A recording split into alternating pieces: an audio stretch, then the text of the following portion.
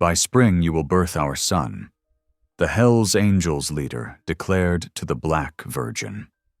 A ruthless biker from the Hells Angels crashes through a thunderstorm, only to find a young black woman praying in the middle of the road.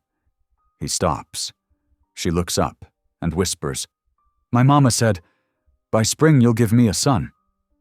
He laughs it off, until fate traps them together inside an old church. She's pure faith, he's pure sin. But when his gang comes looking for blood, he does the unthinkable. He claims her as his own to protect her. Now, a prophecy neither of them understands is unfolding. As danger closes in, their two worlds collide in a battle between darkness and redemption. He's fought every man who's crossed him. But can he fight the hell inside himself? When spring comes, will he bring life or destruction? Drop a comment below and share which part of the world you're tuning in from today.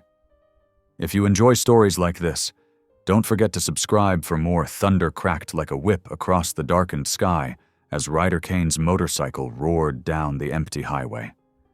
Rain pelted his face like tiny needles, but he hardly felt it. His knuckles were still bleeding from the fight, the memory of breaking glass and splintered wood fresh in his mind. The man he'd left sprawled on the bar floor. He hadn't meant to hit him that hard. But when drinks mixed with old grudges, things had a way of getting ugly fast. Lightning split the night, illuminating the road ahead in harsh white light. That's when he saw her, a figure kneeling in the middle of the asphalt, head bowed as if in prayer. For a moment, he thought his mind was playing tricks on him. Who would be out here in this weather? "Jesus Christ," he muttered, wrestling his bike to a stop. The tires skidded slightly on the wet road. She didn't even look up as he approached. Up close, he could see she was soaked to the bone, her dark skin glistening with rain. Her fingers clutched what looked like broken prayer beads, moving over them as her lips formed silent words. "Hey!" he shouted over the storm. "Lady, you can't stay here!" Finally, she raised her head. Even through the rain, he could see tears mixing with the water on her cheeks. "I have to finish," she said, her voice barely audible above the wind. "For my mother's soul. She's gone now." Something twisted in Ryder's chest. He knew that look, the raw grief of losing family. He'd worn it himself once. "There's a church about a quarter-mile up," he said, gentler now. "Let me take you there. You can pray inside." She hesitated, clutching the broken rosary tighter. "I don't know." Another crack of thunder made the decision for them. Without waiting for her protest, Ryder scooped her up in his arms. She was lighter than he expected, trembling like a bird.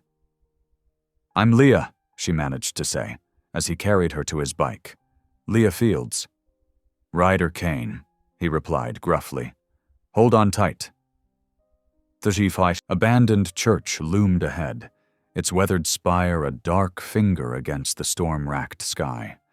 Paint peeled from its walls, and several windows gaped empty, their stained glass long since shattered. But it was shelter. Inside, the wind howled through broken windows, making the empty space feel even more hollow. Ryder's boots echoed on the wooden floor as he carried Leah to the front of the church. She was shivering harder now, her dress plastered to her skin. "Gotta get a fire going," he muttered, more to himself than to her. He eyed the scattered pieces of broken pews. "Hope God won't mind us burning some of his furniture." Working quickly, he gathered wood and arranged it in a clear spot near the altar. Years of outdoor survival had taught him how to start a fire, even with damp materials. Soon, orange flames flickered in the darkness, casting dancing shadows on the walls. Leah sat close to the fire, still clutching her rosary. The warmth brought some color back to her face, and she looked at Ryder with eyes that seemed to see right through him. "You were sent to me," she said softly. "A sign from God." Ryder let out a harsh laugh. "Lady, trust me. I'm the last person God would send anybody. You don't know who I am?" "I know you stopped to help a stranger in the rain," she replied. "That counts for something." Before he could argue, her eyes fluttered closed and she swayed slightly. Exhaustion and cold had finally caught up with her. Without thinking, Ryder shrugged off his leather jacket and draped it over her shoulders, just as she slumped forward. He caught her gently, easing her into a more comfortable position near the fire. Standing, he found himself facing the large wooden cross that still hung above the altar. In the firelight, the shadow it cast seemed to reach for him.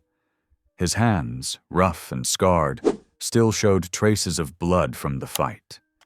The contrast between those hands and the peaceful face of the woman sleeping under his jacket made something inside him ache. The storm raged on outside, rain drumming against what remained of the roof. Ryder settled himself against a broken pew, keeping watch. Every now and then, lightning would illuminate the church's interior, making the cross above seem to glow. Each time, he found his eyes drawn to it, even as he tried to look away. Hours passed this way, the fire crackling, Leah sleeping soundly, and Ryder wrestling with thoughts he'd rather not face. Dawn felt very far away, but for the first time in years, he wasn't in a hurry for the night to end. Rain continued to pour through the broken windows, creating small pools on the wooden floor. The sound mixed with the gentle breathing of the sleeping woman and the occasional pop from the fire, creating an almost peaceful atmosphere, despite the storm's fury. Ryder found himself studying Leah's face in the flickering light. There was something about her, a kind of grace he hadn't encountered before. Even in sleep, she held the broken, rosary like it was precious. He thought about the man he'd left bleeding in the bar, about the life he'd been living. Violence had become as natural as breathing, anger his constant companion. Yet here, in this broken church with this strange woman who spoke of signs from God, that life felt somehow distant, like a story about someone else. Thunder rolled again, but softer now, as if the storm too was growing weary. Ryder adjusted his position against the pew, wincing at old injuries that the damp weather made worse. His jacket rose and fell with Leah's steady breathing, and he found himself hoping she was warm enough. It was a strange feeling, this concern for someone he'd just met. Strange, but not entirely unwelcome. The fire needed feeding, and he carefully added more wood, trying not to wake her. As he worked, he couldn't help but notice how the flames cast a soft glow around Leah, almost like a halo. It made him think of those paintings of saints he'd seen in proper churches before he'd stopped going altogether. The broken windows rattled in another gust of wind, and Leah stirred slightly but didn't wake. Ryder found himself holding his breath until she settled again. Let her sleep, he thought. Whatever grief had driven her to kneel in the rain, she needed this rest. He looked up at the cross again, its shadow dancing with the movement of the fire. For the first time in longer than he could remember, he felt something like peace, despite the storm raging around them. It wouldn't last. It couldn't. But for now, in this moment, it was enough. The night stretched on, each hour marked by thunder that gradually grew more distant.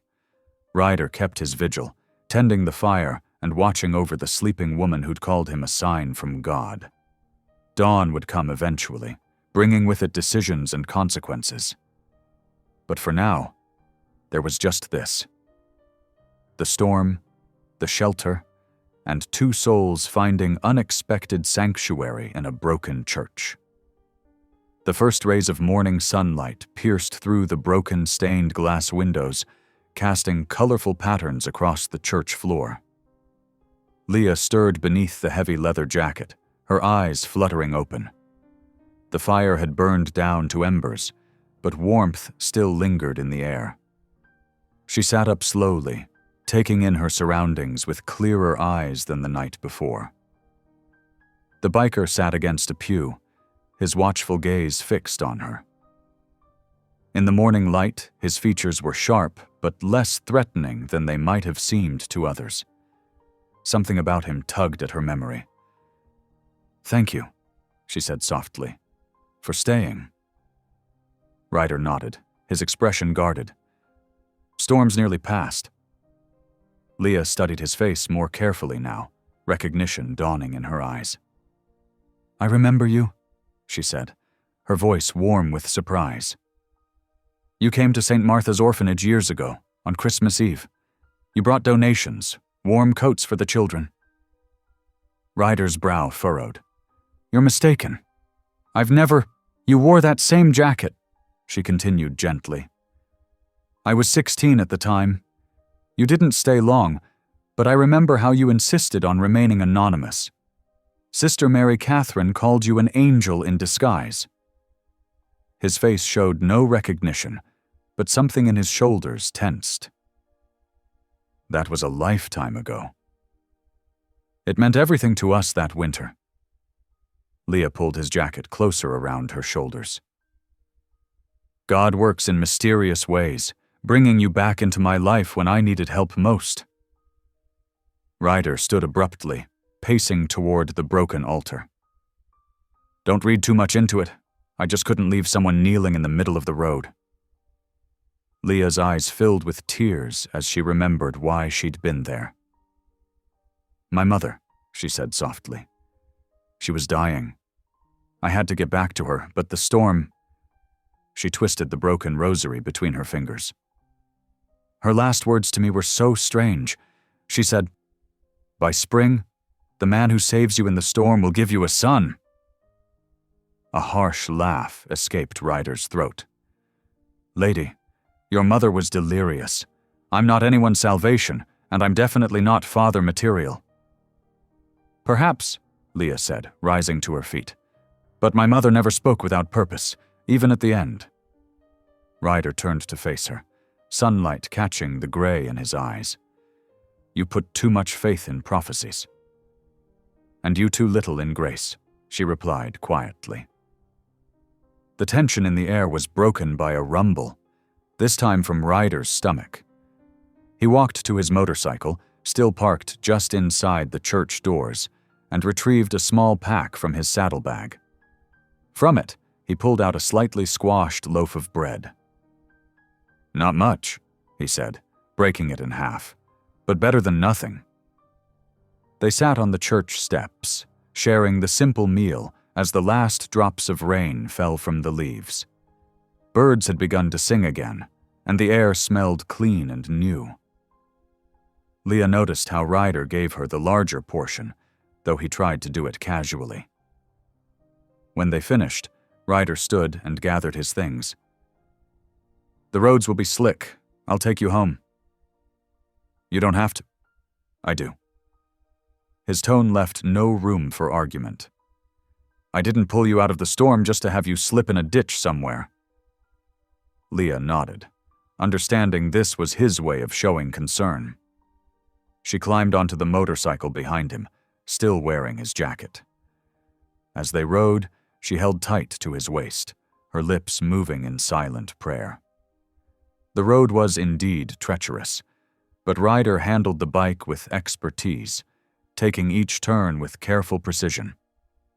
The journey seemed both too long and too short. When they finally pulled up to Leah's small cottage, she knew immediately something was wrong. The front door stood open, and there was no smoke from the chimney, despite the morning chill. "Mother?" she whispered, sliding off the bike before it fully stopped. She ran inside, Ryder close behind her. The house was silent except for the ticking of an old clock. In the bedroom, Leah's mother lay peaceful and still, her face serene as if in sleep. But there was no rise and fall of breath, no flutter of pulse beneath the skin. Leah's knees gave way. Strong arms caught her before she hit the floor, and she turned into Ryder's chest, her grief pouring out in racking sobs. He held her awkwardly at first, then with more sureness, letting her cry until she had no tears left. When she could speak again, she looked up at him. "Will you help me bury her? There's a place, behind the house. She always loved the garden there." Ryder nodded solemnly. "I'll need a shovel." They worked together through the morning, Ryder digging the grave while Leah prepared her mother's body, washing her face and hands, dressing her in her favorite blue dress. They wrapped her in clean sheets, and together they lowered her into the earth. Leah spoke prayers over the grave while Ryder stood respectfully silent, his head bowed. As evening approached, Ryder insisted on chopping enough firewood to last several days, stacking it neatly by the door. He checked the cottage's roof for leaks and fixed a loose shutter. Only when he was certain everything was secure did he prepare to leave. "You'll be all right?" he asked gruffly, not quite meeting her eyes. "Yes," Leah said. "Thank you for everything." He nodded once, then mounted his motorcycle. The engine roared to life, but before he could ride away, Leah called out, "Wait!" She ran inside and returned with his jacket. "You'll need this." "Keep it," he said. "It's still cold." Before she could protest, he was gone, the sound of his motorcycle fading into the gathering dusk. That night, Leah lit a candle and placed it in the window. Kneeling beside her bed, she prayed, not for herself or even for her mother's soul, but for the man who had helped her through the storm. She prayed for the goodness she had seen in him, hidden beneath layers of leather and scars. She prayed that someday he would see it, too. The candle burned steadily in the window, a small light against the darkness, as Leah finally allowed herself to rest. Her mother's last words echoed in her mind as she drifted off to sleep, the broken rosary still clutched in her hand. The next morning dawned clear and crisp. Leah woke to the sound of footsteps on her roof. Her heart jumped until she recognized Ryder's deep voice muttering about loose shingles. She wrapped herself in a shawl and stepped outside. "You came back," she called up to him. Ryder peered down from the edge of the roof. "Saw some bad spots yesterday. Won't hold through another storm." He had already stripped off his leather jacket, his t-shirt dark with sweat despite the morning chill. "Then you must let me feed you breakfast," Leah said, her tone leaving no room for argument. No one should work on an empty stomach. In her small kitchen, Leah moved with practiced grace, mixing cornbread batter while eggs sizzled in an iron skillet. She could feel Ryder's discomfort as he sat at her table, his large frame making the wooden chair seem small. His eyes kept drifting to the cross on her wall, then quickly away. "My mother taught me this recipe," she said, setting a plate before him. "Said good cornbread could heal most troubles." "Your mother said a lot of things," Ryder replied, then winced at his own words. "Sorry, that was—" "It's all right," Leah assured him. "She did say many things, some of them quite surprising." She glanced at him meaningfully, remembering her mother's prophecy about the storm and the sun. Ryder focused on his food, but Leah noticed how carefully he ate, savoring each bite. They shared the meal in comfortable silence, broken only by the occasional bird song drifting through the window. Days began to pass in a similar pattern. Ryder would arrive early, tools in hand, working steadily on whatever needed fixing. Leah noticed how he always found one more task to complete, one more repair that couldn't wait. Together they patched crumbling walls, replaced rotted boards, and slowly brought life back to the old cottage. One morning, while turning soil for a vegetable garden, Ryder spoke of his sister. "Sarah was 16, he said, his voice rough. "I was supposed to protect her." His hands gripped the shovel tightly. Found her in some back alley, needle still in her arm. Leah touched his arm gently. The Lord is close to the broken-hearted and saves those who are crushed in spirit. Ryder's jaw tightened. Where was he when Sarah needed saving? Sometimes, Leah said softly, his answers come later than we wish, in ways we don't expect. She picked up a tomato seedling, carefully placing it in the earth. Like a stranger stopping to help in a storm. Ryder was quiet for a long moment, then resumed digging. But his strokes were gentler, more measured. As they worked, he shared more pieces of his past. The gang had become his family after Sarah's death, offering purpose through violence, belonging through fear. They understood rage, he explained, didn't try to fix it, just gave it somewhere to go. Leah listened, her hands steady in the soil. Perfect love drives out fear, she quoted. There is no fear in love. Ryder snorted, but his expression was thoughtful rather than dismissive. When Sunday came, Leah invited him to church. She expected refusal, but to her surprise, he nodded curtly. Got nothing better to do, he muttered. The small church fell silent when they entered, whispers following them down the aisle.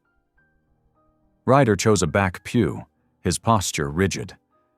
Leah sat beside him, close enough that their shoulders almost touched. Pastor Johnson's sermon focused on forgiveness, his words seeming to echo directly to where they sat. Even the greatest sinner can find redemption, he proclaimed, for God's mercy is greater than our mistakes. Ryder shifted uncomfortably beside her, his fingers drumming against his knee. But he stayed, even as the pastor's words grew more pointed about salvation and grace. After the service, as they walked back to Leah's cottage, she thanked him for coming. Only came for the promise of Sunday dinner, he growled, but his eyes told a different story. They held a vulnerability she hadn't seen before, a hint of yearning beneath the gruffness.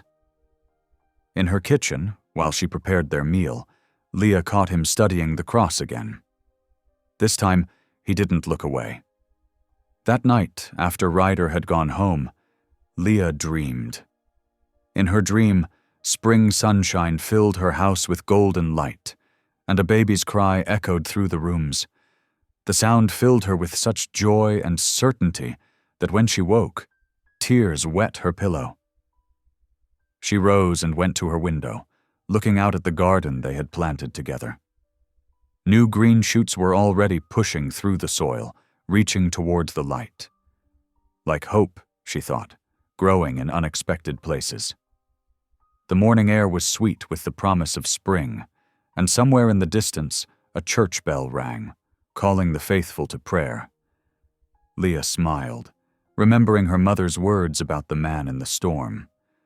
Perhaps some prophecies needed time to bloom, like seeds waiting for the right season. Dawn painted the sky in soft pinks and golds as Ryder pulled up to Leah's cottage. He'd barely slept, his mind churning with memories of yesterday's sermon. The gravel crunched beneath his boots as he approached the house, planning to start work on the broken fence posts. Through the window, he caught sight of Leah sitting at her kitchen table. A worn leather Bible lay open before her, its pages yellowed with age. Her mother's Bible, he realized. Leah's fingers traced the handwritten notes in the margins as she copied verses into a small notebook. Ryder stood frozen, watching her lips move silently as she wrote. Sunlight streamed through the window, catching the tears on her cheeks. He could make out some of the words she was copying. Therefore, if anyone is in Christ, the new creation has come. The old has gone. The new is here. Something in his chest tightened. The words seemed to mock him, yet they stirred a desperate longing he couldn't name. He thought of his own hands, stained with violence, and wondered if any amount of prayer could wash them clean. A distant rumble broke the morning quiet. Ryder's head snapped up, his body tensing. He knew that sound, the thundering approach of multiple motorcycles. His past was coming to claim him. "Leah," he called sharply through the screen door. "Stay inside." She looked up, startled, but the worry in his voice made her nod. Ryder strode to the middle of her dirt driveway, his boots planted firmly as 6 bikes roared into view. Snake, his second in command, led the pack. They circled Ryder like sharks, kicking up dust and gravel before killing their engines. The sudden silence felt dangerous. "Well, well," Snake drawled, removing his helmet. "Our fearless leader playing handyman for the church mouse." His cold eyes fixed on Leah's house. "Cute place. Be a shame if something happened to it." "What do you want?" Ryder's voice was steel. "You've been missing meetings, brother." Snake spat into the dirt. "Gang's getting restless. Some saying you've gone soft." He gestured toward the cottage. "Found Jesus in there, did you?" The other riders snickered. One of them, a burly man called Bear, revved his engine threateningly. "Maybe we should introduce the little preacher's pet to some real sin," he leered. Ryder's hands curled into fists. "Touch her, and you're dead." "Listen to him," Snake laughed, all protective over his holy roller. His expression hardened. "Time to choose sides, brother. Either you come back with us now, or we burn this place to the ground." The screen door creaked. Leah stepped onto her porch, her face calm, but her hands trembling slightly as she gripped her mother's Bible. "He's not going anywhere," she said quietly. Bear gunned his engine again, moving his bike closer to the porch. "Shut your mouth, woman, before what?" Ryder stepped between them and the porch, his voice deadly quiet. "You want to know why I'm here?" He looked each man in the eye. "By spring she'll birth our son, and that boy will be mine, not the devil's." The declaration hung in the air like smoke. Snake's eyebrows shot up, and several of the men exchanged uncertain glances.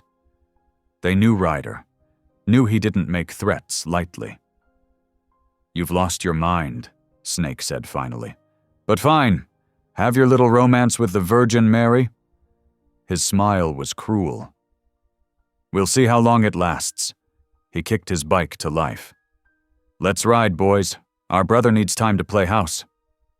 The gang roared away in a cloud of exhaust and mocking laughter. Ryder stood rigid until the last bike disappeared around the bend. When he turned, Leah's eyes blazed with anger. "How dare you?" She clutched the Bible tightly. "Using my mother's prophecy like that, making it sound cheap and dirty." "I had to say something they'd understand," Ryder shot back. "Something that would make them think twice about coming back." "By claiming me? By turning a sacred promise into some kind of possession?" "You don't know these men," he growled. "They respect only 2 things, violence and ownership. I chose the lesser evil." Leah's voice shook. "And did you mean any of it? Or was it just a convenient lie?" Ryder looked away, his jaw working. The morning sun felt too bright, too exposing. "I meant to protect you," he said finally. "But—" He struggled with the words. Part of me meant more than that." The admission hung between them like a thread of lightning, dangerous and electric. Leah stared at him, her anger warring with something else in her expression. "I should go," Ryder said roughly, but he didn't move. "Yes," Leah agreed. "You should." But she didn't go back inside. They stood in tense silence as the dust settled around them. Birds resumed their morning songs, and a gentle breeze stirred the newly planted garden. Everything looked the same, but something had shifted, like the first tremor before an earthquake, like the first drop before a storm. Finally, Leah opened her mother's Bible, her fingers finding a marked page. "I was copying this when you arrived," she said softly. "Though your sins are like scarlet, they shall be as white as snow." Ryder's hands clenched and unclenched at his sides. Without another word, he turned and walked to his bike. The engine roared to life, drowning out whatever else Leah might have said. But as he rode away, her words followed him, persistent as hope, inescapable as destiny. 7 days after the gang's threatening visit, Leah stood in her front yard, watching a young woman trudge up the dirt path with a baby on her hip. The woman's eyes were hollow, her clothes threadbare, but she'd heard about the place people were calling the Spring House, a home where broken souls could heal. "Welcome," Leah said softly, extending her hands. "I'm Leah. You're safe here." The woman burst into tears, clutching her infant tighter. "I didn't know where else to go." "You're exactly where you need to be." Leah guided her inside, where 3 other women were already settled. Sarah, a recovering addict with trembling hands, Maria, fleeing an abusive husband, and teenage Jenny, 6 months pregnant and terrified. The cottage that once echoed with loneliness now hummed with life. Leah had transformed the living room into a dormitory, with donated cots arranged neatly against the walls. The kitchen table, extended with mismatched boards, seated 8. It wasn't much, but it was enough. Later that afternoon, the rumble of motorcycles announced Ryder's arrival. He pulled up in a pickup truck borrowed from a local mechanic, the bed loaded with supplies. The women tensed at his appearance, leather-clad, scarred, intimidating. But Leah smiled. "Our guardian angel," she said, loud enough for everyone to hear. Ryder scowled. "Don't call me that." But he began unloading boxes with careful gentleness. "Got blankets from the church, ladies, food from the grocery store. Owner owed me a favor." He paused. "And some baby things, for when they're needed." The new mother's eyes filled with tears at the sight of diapers and formula. Leah touched Ryder's arm, and he didn't pull away. "How did you convince people to donate?" she asked later as they sorted supplies on the porch. Ryder's mouth quirked. "Amazing what folks will give when a Hell's Angel asks nicely." His expression darkened. "Used to use that influence for other things. Guess this is better." That evening, Leah gathered everyone for dinner. The table groaned with casseroles brought by neighbors who'd heard of her mission. Before eating, she led them in a hymn. Amazing Grace, simple and sweet. The women's voices blended tentatively at first, then with growing confidence. Ryder listened from his post by the door, cigarette smoke curling around him like a shield. But his foot tapped quietly to the rhythm, and when Leah caught his eye, something softened in his face. After dinner, while the others cleaned up, Jenny approached him shyly. "Miss Leah says you know about fixing things?" "Some things," he admitted. "The nursery window won't close right. I'm worried about the draft." Ryder found himself following her upstairs, toolbox in hand. The window frame was warped but fixable. As he worked, Jenny talked about her dreams for her baby, her fears, her hope. He listened, offering occasional grunts of acknowledgement, but his hands were gentle on the wood. Night fell, and Ryder began his patrol. He'd established a routine, circling the property every hour, checking shadows, ensuring safety. Sometimes he caught glimpses through the windows. Women braiding each other's hair, reading together, praying. Leah moving among them like a quiet flame, offering comfort and strength. Around midnight, she joined him on the porch with 2 cups of coffee. "You don't have to stay out here all night," she said, passing him a mug. "Yes, I do." His eyes scanned the darkness. "Snake's crew won't give up easy." "You're changing, you know." Leah's voice was soft. "I see it every day." Ryder stiffened. I'm still the same man. No. She touched his hand, scarred knuckles and all. You're becoming who you were meant to be. Faith isn't about being perfect. It's about taking one step forward each day, even when it's hard. Even if those steps lead straight to hell? Especially then. She smiled. That's when faith matters most. Dawn found Ryder still there, watching the sunrise paint the garden gold. The vegetables were sprouting, tomatoes, beans, herbs for healing. Where Leah's mother was buried, wildflowers had begun to bloom. A few days later, a boy no more than 13 showed up, thin and wary as a stray cat. He'd run away from foster care, he admitted, and needed a place to stay. Leah welcomed him without question, but it was Ryder who seemed to understand him best. Want to help me fix that fence? He asked gruffly, nodding toward the sagging back gate. The boy, Tommy, nodded. Together they worked in comfortable silence, Ryder demonstrating how to measure, cut, and nail. When Tommy accidentally smashed his thumb, Ryder didn't laugh, just showed him how to hold the hammer better. Leah watched from the kitchen window as they worked. Thank you, she whispered, not to Ryder, but to God. Thank you for showing me your love can wear leather and ride a motorcycle. Every morning she held prayer circle on the porch. The women would gather with their coffee and Bibles, sharing verses and burdens. And every morning, Ryder would appear at the edge of the group, leaning against his bike, cigarette burning like a tiny star in the dawn light. He never joined in, never said amen, but he listened. Sometimes Leah caught him mouthing the words to familiar prayers. The garden flourished under many hands. Sarah, fighting her demons, found peace in weeding. Maria planted sunflowers along the fence. Because they always face the light, she explained. Jenny talked to her growing belly while watering the tomatoes. Even Tommy helped, though he pretended not to care.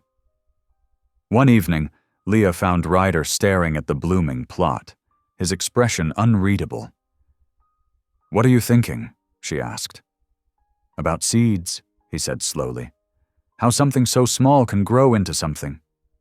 He gestured at the abundant garden. Something like this. Faith is like that too, Leah said. It starts as a tiny seed. Ryder looked at her then, really looked at her. And what if that seed falls on rocky ground? Then we clear the rocks, she answered simply. One by one, day by day. The spring house continued to grow, not just in numbers but in spirit. Women who arrived broken began to straighten their shoulders. Children's laughter echoed through rooms that once held only silence. And every night, Ryder kept his vigil, protecting this fragile miracle of hope and healing. But it was more than that. He was becoming part of the miracle himself, though he didn't realize it yet. It showed in the way he fixed toys for the children, taught Tommy basic mechanics, listened to the women's stories without judgment. It showed in the way he stood a little straighter, cursed a little less, looked a little longer at the cross hanging in Leah's kitchen. The garden bloomed, and so did something else. Something neither Leah nor Ryder dared name yet. But it was there in their quiet conversations, their shared cups of coffee, their growing understanding of each other's broken places. It was there in the way she prayed for him by name, and the way he made sure she ate when she was too busy caring for others. Spring deepened, and with it, hope took root in the most unlikely soil. The phone call came just before sunset. Ryder stood in the spring house's kitchen, his coffee growing cold as he listened to the news. Billy Snake Thompson, his old contact from the gang, had been found dead in a motel room, needle still in his arm. The mug trembled in Ryder's hand. Suddenly he wasn't in Leah's warm kitchen anymore, but back in his sister's apartment 15 years ago. Sarah, beautiful Sarah, sprawled on the bathroom floor, her skin blue, her arms marked with track lines. He'd been too late then. Just like he'd been too late for Snake. Without a word, he walked out, leaving his jacket hanging on the kitchen chair. The rumble of his motorcycle faded into the gathering darkness before Leah could even reach the porch. Hours became a day. Then 2. The Springhouse residents whispered worriedly, but Leah kept her faith steady. "He'll come back when he's ready," she told Sister Darlene, though her eyes kept drifting to the empty driveway. On the second evening, Leah felt drawn to the river. She found him there, surrounded by empty bottles, staring at the water like it held answers to questions he couldn't voice. "Snake's dead," he said roughly, not looking at her. "Overdose. Just like Sarah." Leah didn't speak. Instead, she settled beside him on the damp grass, her skirt spreading around her like a dark flower. Softly, almost unconsciously, she began to hum. The melody floated over the river. "Amazing Grace, how sweet the sound." "Don't," Ryder growled. "I don't deserve amazing anything." "None of us do," Leah said quietly. "That's why it's grace." He laughed bitterly. "You don't know what it's like to fail someone so completely, to watch them destroy themselves while you stand there, useless." "Don't I?" Her voice carried an edge he'd never heard before. "When my father died, I was 16. He had cancer, but I was convinced God would heal him. I prayed every single day, and when he died anyway, I was so angry I stopped believing." Ryder turned to look at her, surprise cutting through his drunken haze. "You? But you're so perfect." Her smile was sad. "Far from it. I stopped going to church, started running with a rough crowd. One night I even stole communion wine from the chapel and got drunk in the cemetery. What changed? I realized my father's death wasn't about me failing or God failing. It was about accepting that sometimes pain is part of the journey. That's when I started praying again, not for miracles but for mercy, for understanding." They sat in silence as the river flowed past, carrying leaves and memories downstream. "Snake was using again," Ryder finally said. "I knew it. Should have done something." "Like what?" "Anything. Everything." "I don't know." He picked up a stone and hurled it into the water. "Sarah begged me to help her get clean. I told her to toughen up, handle it herself. Found her dead 2 weeks later." Leah's hand found his in the growing darkness.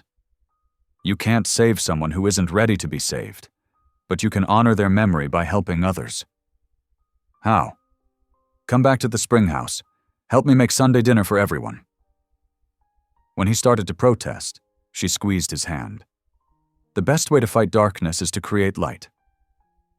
Something in her words reached past his guilt, past his grief.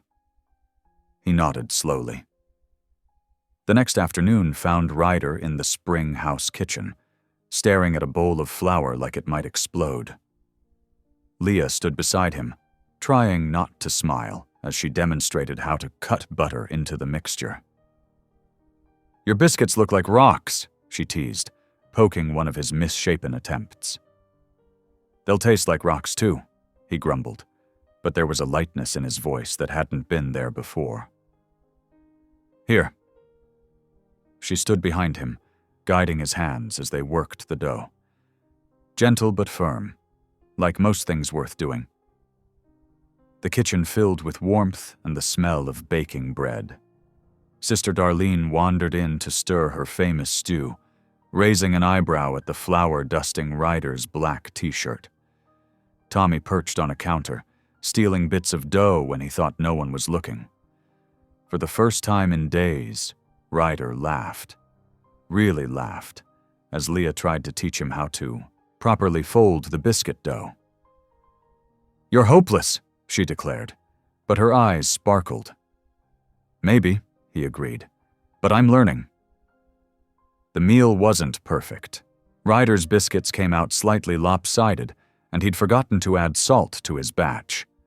But as they gathered around the long table, recovering addicts, runaway teens, single mothers, and one reformed biker, the food tasted like heaven. Later, after the dishes were done and the residents had drifted to their rooms, Ryder slipped out to the garden. The moon cast silver light on the growing plants, making them look almost magical. He knelt in the soft earth, feeling its solid reality beneath his knees. God, he whispered, the word strange and rusty in his mouth. I don't know if you're listening, don't know if you care about someone like me, but... He paused, struggling. But if you're real, if you're the reason Leah is who she is, help me understand. Help me be better. From her window above, Leah watched his silhouette in the moonlight. She didn't need to hear his words to know what was happening. A seed was breaking open in the darkness, reaching for light. She smiled and closed her curtains quietly, giving him privacy for this sacred moment. In the garden, Ryder remained kneeling, feeling something shift inside him, like a key turning in a long, locked door. The night air carried the scent of growing things, of life pushing through soil toward heaven. And for the first time in years, he felt truly, completely clean. The April sun warmed the wooden steps of the spring house as Ryder sat cleaning engine parts, his watchful gaze scanning the property. 3 weeks had passed since that night in the garden, and each day brought subtle changes. The residents now greeted him with smiles instead of fearful glances. Sister Darlene even trusted him to fix her ancient sewing machine. But the biggest change was in how he saw himself. The weight of his past felt lighter, though not gone entirely.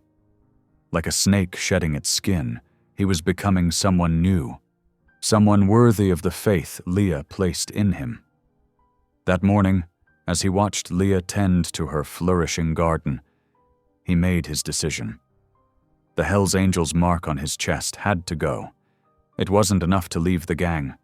He needed to burn away the last visible tie to his old life. I'll be back before dinner, he told Leah, not meeting her questioning eyes.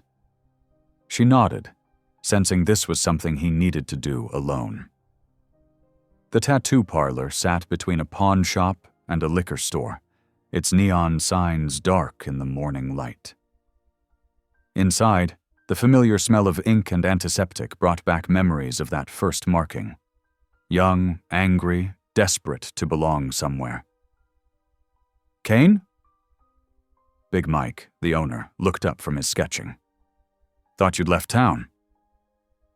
Need something removed. Understanding crossed the older man's face. He'd seen it before. Men trying to escape their past, one painful session at a time. Laser removal's expensive, takes months. Not what I had in mind.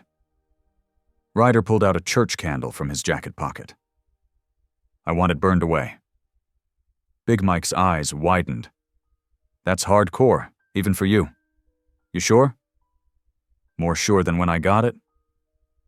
The process took hours, the smell of burning flesh mixed with incense from the candle as Big Mike carefully seared away the gang insignia, replacing it with a simple cross.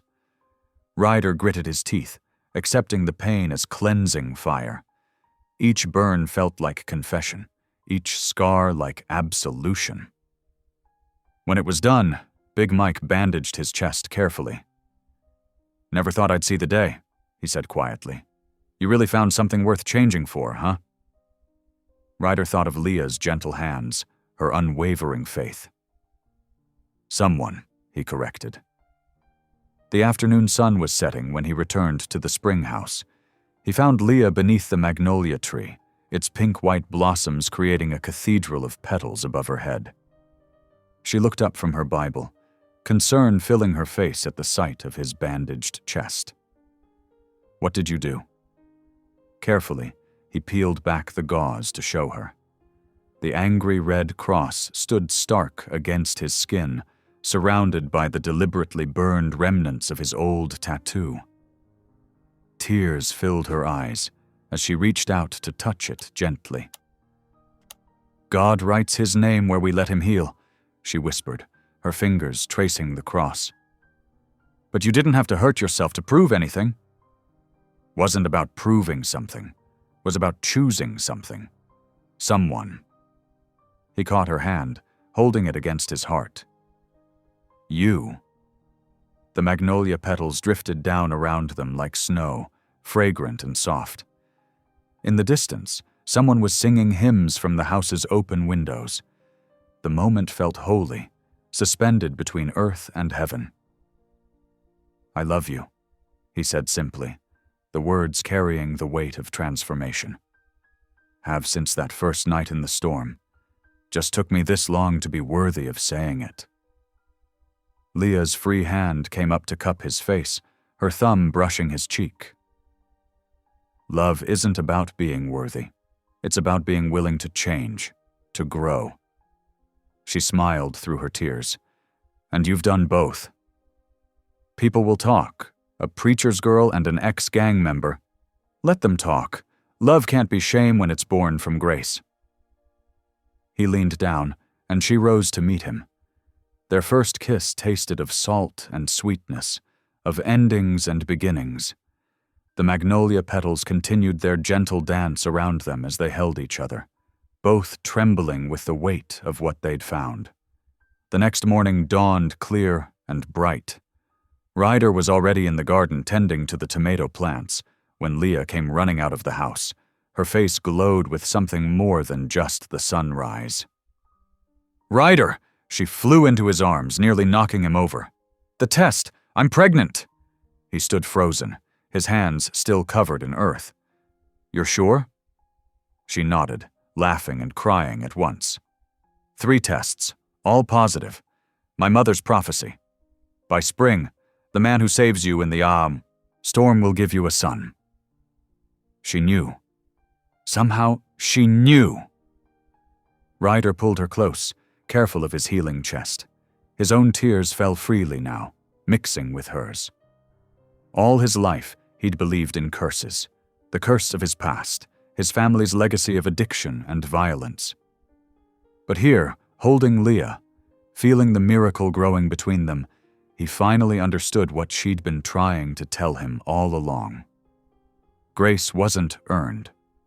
It was given. Love wasn't about deserving. It was about receiving. And sometimes, the greatest act of faith was simply believing you could be more than your past. "Thank you," he whispered, though whether to Leah or God, he wasn't sure. Maybe both. "Thank you for believing in me when I couldn't believe in myself." She reached up to touch his healing cross, then placed his hand on her stomach. "This is our new beginning. The curse is broken." They stood together in the morning light, surrounded by growing things. The garden, their love, the new life within her. The spring breeze carried the scent of magnolia blossoms and the sound of morning prayers from the spring house. Everything felt possible, everything felt new. And in that moment, watching the sunrise paint the world in gold, Ryder finally understood what redemption truly meant. It wasn't about erasing the past, but about transforming it into something beautiful. Like the garden they'd planted together, like the cross on his chest, like the child growing in Leah's womb. New life could spring from the darkest soil. The peace at the spring house lasted exactly 3 weeks after Leah's pregnancy announcement. Like the calm before a storm, those days felt too perfect. Mornings filled with prayer and laughter. Evenings spent planning for their future. But darkness was gathering, brewing like thunder on the horizon. Vex Dalton had been watching. The gang's second-in-command lurked in the shadows, his hatred growing with each passing day. To him, Ryder's transformation wasn't redemption. It was betrayal. The cross on Ryder's chest might as well have been a target. That fateful evening started quietly enough. The autumn air had turned crisp, and the house needed firewood for the night. Ryder kissed Leah's forehead, his hand lingering on her still flat stomach. "Won't be long," he promised. "Just need enough to keep everyone warm tonight." Leah watched him disappear into the growing darkness, axe over his shoulder. Something felt wrong, a heaviness in the air that made her skin prickle. She gathered the residents for evening prayers, trying to shake off her unease.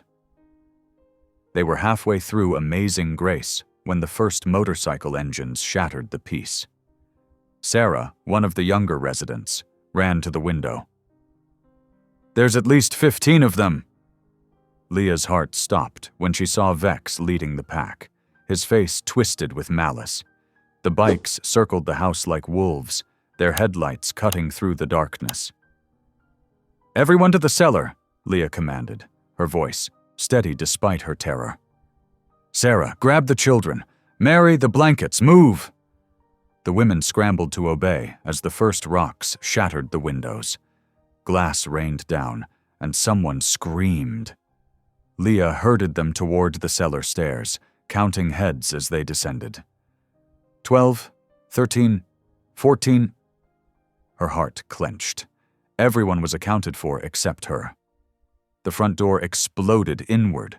Smoke began seeping under the doors. They'd set fires around the house. Leah slammed the cellar door shut just as heavy boots thundered across the floor above. "Where's the Virgin?" Vex's voice carried through the floorboards. "Find her." Leah pressed herself against the cellar wall, praying the smoke wouldn't find its way down. Below her, the women and children huddled together, some crying silently, others mouthing prayers. The cellar door burst open. Flashlight beams stabbed through the darkness, finding Leah's face. Rough hands grabbed her arms, dragging her up the stairs despite her struggles. Vex stood in what remained of the living room, surrounded by flames. His eyes gleamed with something beyond hatred, something that looked like madness.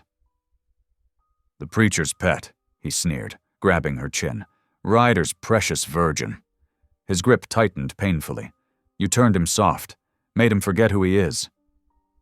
"He remembered who he is," Leah shot back. "He chose to be better." The slap echoed through the burning room. Leah tasted blood but kept her eyes locked on Vex's face. He pressed his gun against her temple. "Better?" He laughed. "There's no better for men like us, only power and weakness." He grabbed her arm, dragging her toward the door. "And you're about to help me remind him which one he really is." Outside, the spring house was engulfed in flames. The garden they'd tended together was trampled, the flowers crushed beneath boot prints and tire tracks. Leah's eyes burned from more than just smoke as Vex forced her onto his bike. "The baby," she pleaded. "Please, I'm pregnant." "Perfect." Vex's smile was cruel. "That'll make the lesson stick even better."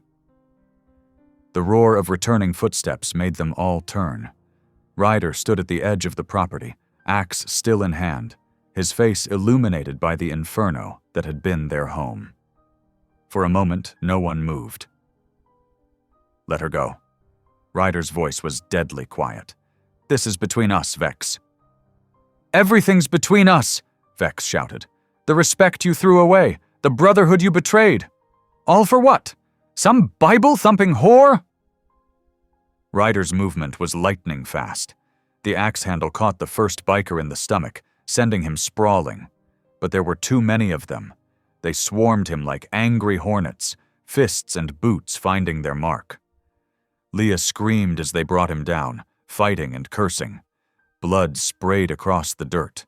Someone's boot connected with Ryder's head, and his struggles weakened. Vex walked over, contempt written across his face. He reached down and ripped the small silver cross from Ryder's neck. "Redemption's a fairy tale," he spat, tossing the cross into the flames. "And this is what happens to believers." The last thing Ryder saw before consciousness fled was Leah being forced onto Vex's bike, her tears catching the firelight as they sped away into the darkness. Hours passed in a haze of pain and smoke. The women ventured out from the cellar once the gang was gone, finding Ryder half dead in the ashes of their home. It took 4 of them to carry him to the barn, which had somehow survived the flames. "He's burning up," Sarah worried, pressing a cool cloth to his forehead. "We need a doctor." "No hospitals?" Mary shook her head. "That's the first place they'll look." In his fever dreams, Ryder heard Leah's voice. She was praying, not for herself, but for him, for strength, for healing, for the courage to face whatever came next. Her faith reached across the darkness between them, a lifeline in his pain. Days blurred together. The women tended his wounds with what little they had, changing bandages and forcing water between his cracked lips. Sometimes he thrashed in delirium, calling Leah's name. Other times he lay still as death, barely breathing. On the 4th day, his eyes finally opened. The barn's roof came into focus, sunlight filtering through the gaps in the wooden boards. Every breath sent daggers through his ribs. But he was alive. Sarah appeared above him, relief washing over her face. "Thank God, we weren't sure you'd make it." "Leah!" His voice was a rasp. Sarah's eyes filled with tears. "They took her. We don't know where." Ryder closed his eyes, remembering Leah's touch on his healing cross, her words about grace and redemption. She had believed in him when no one else would. She had seen the man he could be beneath the man he'd been. Now it was his turn to believe. In himself, in the strength she'd helped him find, in the love that had transformed him. He wouldn't fail her. Not now. Not ever. With trembling arms, he pushed himself up. Pain screamed through every muscle, but he ignored it. If Leah could face Vex's cruelty with unwavering faith, he could face this agony for her. "Help me up," he ordered through gritted teeth. "You're not strong enough," Mary protested. "I'm strong enough for this." His eyes found the charred remains of the spring house through the barn door. "I have to be." Because somewhere out there, Leah was praying for him. And this time, it wasn't just her faith that would save them. It would be his too. The women of the spring house nursed Ryder back to health with gentle determination. Their hands, once strangers, now moved with familiar care as they changed his bandages and applied healing salves made from garden herbs that had survived the fire. "You're pushing yourself too hard," Sarah warned, watching him struggle to stand for the 3rd time that morning. His muscles trembled with the effort, but his jaw was set with stubborn purpose.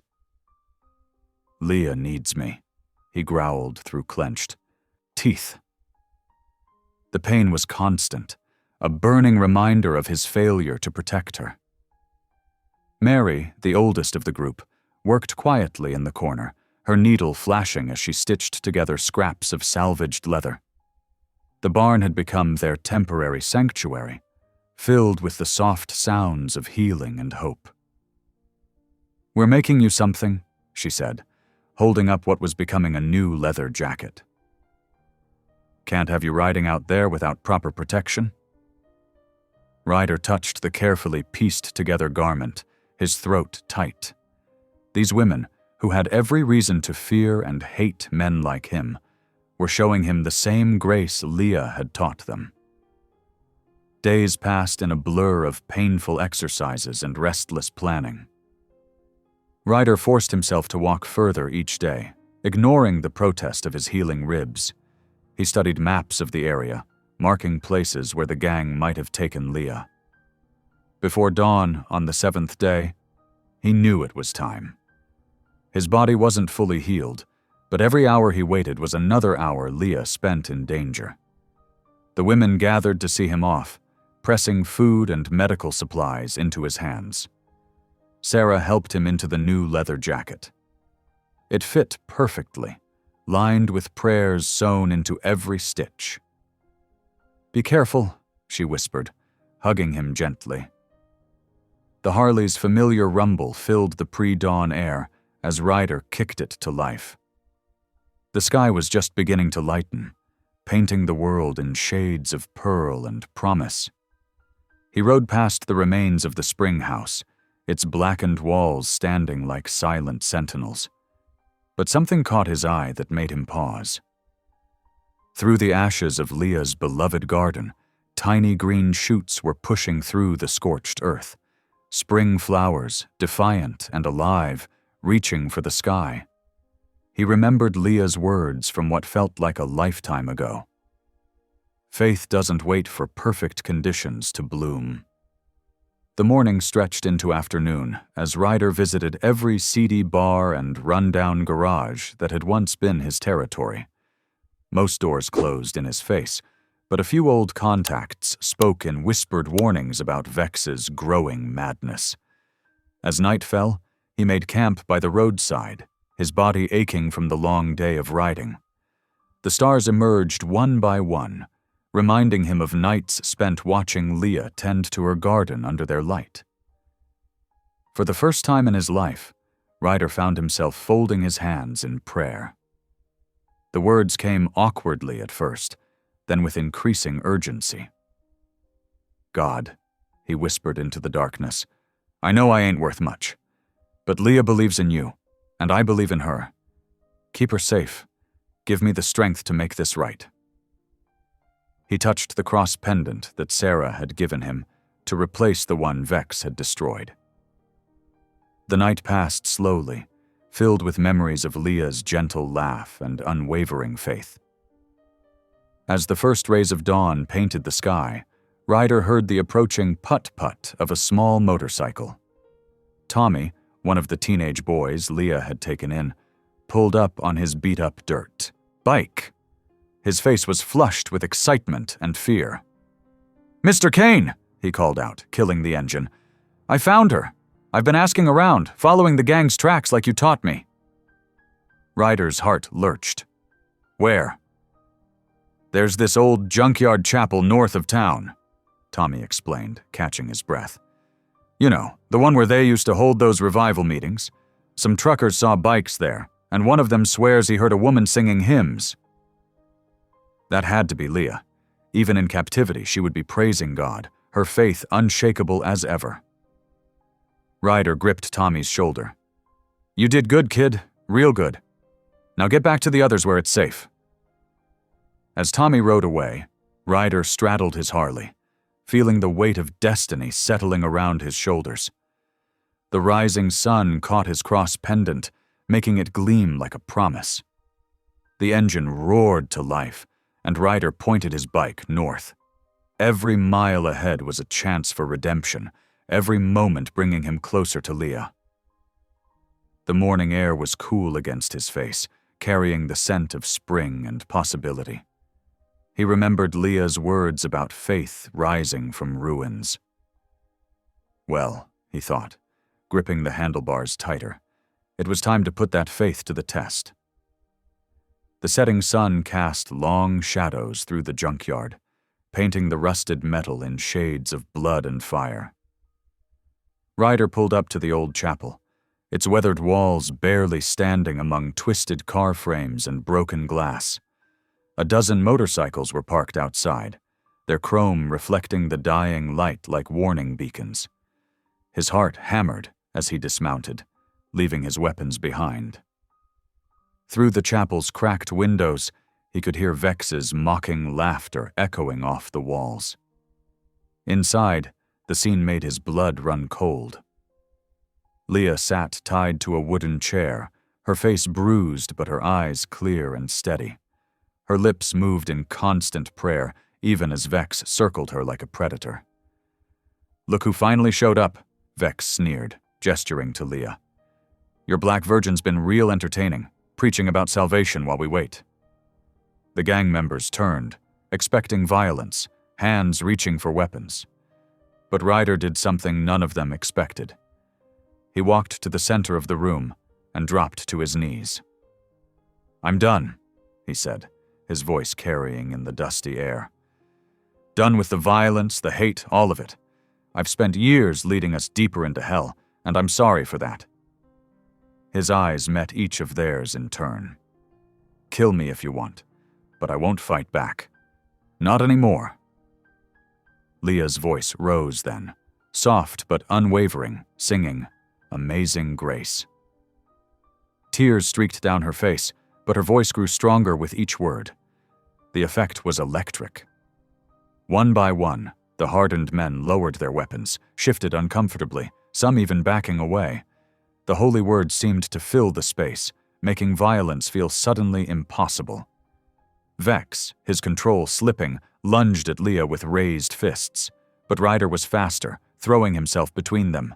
The blow caught him across the face, snapping his head back. Enough! The shout came from Joey, their youngest member, barely 18. He grabbed Vex's arm, yanking him back. This ain't right, and you know it! The brotherhood that had been built on fear and violence crumbled in that moment, not through force, but through the simple power of faith and forgiveness. As the first light of dawn began filtering through the broken windows, Ryder pulled Leah into his arms, holding her close as if he'd never let go again. The late April sun warmed the scorched earth as workers moved across the property like busy bees. Hammers rang out in steady rhythm, while the sweet scent of fresh-cut lumber filled the air. Where destruction had reigned just weeks ago, hope now took physical form, as the spring house rose again from its ashes. Leah sat in her favorite rocking chair on the temporary porch, her hands resting on her growing belly. She watched as Ryder directed a group of his former gang members, now wearing work clothes instead of leather jackets.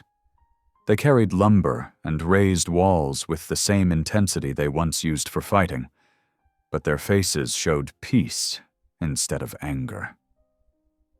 The foundation looks solid, said Mrs. Thompson from the church, bringing Leah a glass of cold lemonade. Who would have thought those bikers could build so well? God uses every skill for his purpose, Leah replied, with a gentle smile. Throughout the day, townspeople streamed in with donations, curtains, furniture, food for the workers. Even the hardware store owner, who'd once banned bikers from his shop, arrived with boxes of nails and tools. Pastor Matthews walked the perimeter of the building site, sprinkling holy water and offering prayers. This ground, he declared in his deep voice, is sanctified by love and redemption. Let it forever be a sanctuary for those seeking God's grace.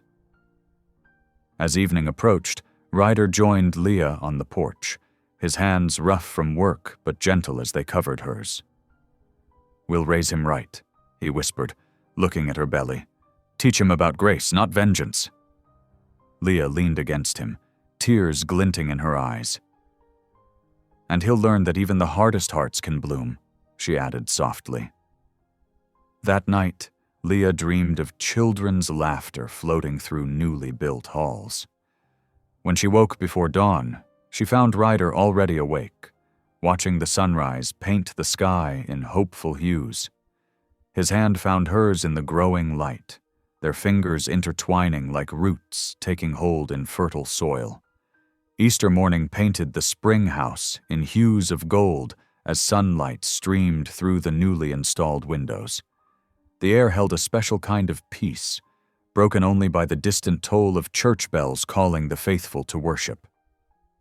Leah's first contraction came just as the bells began their song. She gripped the bedpost, her breath catching. Ryder, she called softly. It's time. Ryder dropped to his knees beside her, his weathered hands gentle as they held hers. I'm here, love. I'm right here. His voice trembled with a mixture of fear and wonder as he helped her to the bed. Hours passed like waves, each contraction bringing them closer to meeting their child. Ryder never left her side, whispering encouragement and wiping her brow with a cool cloth. You're the strongest person I know, he murmured. You've got this. When their son finally arrived, his first cry mixed with the evening church bells. The midwife cleaned him and placed him in Leah's arms, a perfect baby boy with his mother's serene eyes. Ryder's hands shook as he touched his son's tiny fingers. "Look what God has done," Leah whispered, exhausted but radiant. Ryder took his turn holding the baby, tears streaming freely down his face. "Your mother said by spring you'd be born," he said softly to his son. "And she was right. She was right about everything." Outside, townspeople gathered on the lawn, their voices rising in joyful hymns that floated through the open windows. The sweet scent of magnolia blossoms drifted in on the spring breeze. Later that evening, the new family stood together on the porch. Ryder's motorcycle, now bearing the name Grace, painted in elegant script where gang insignia once blazed, stood gleaming in the driveway. The cross on his jacket caught the last rays of sunlight as he knelt beside Leah's chair, their son cradled safely between them. Behind them, the garden bloomed in vivid colors, a living testimony that even the most broken road could lead to home. Love had bloomed exactly as prophesied, right on time with the spring. Thank you for listening. Stories connect us in the most unexpected ways. If you felt that spark today, make sure you're subscribed. I share a new one daily, and the next might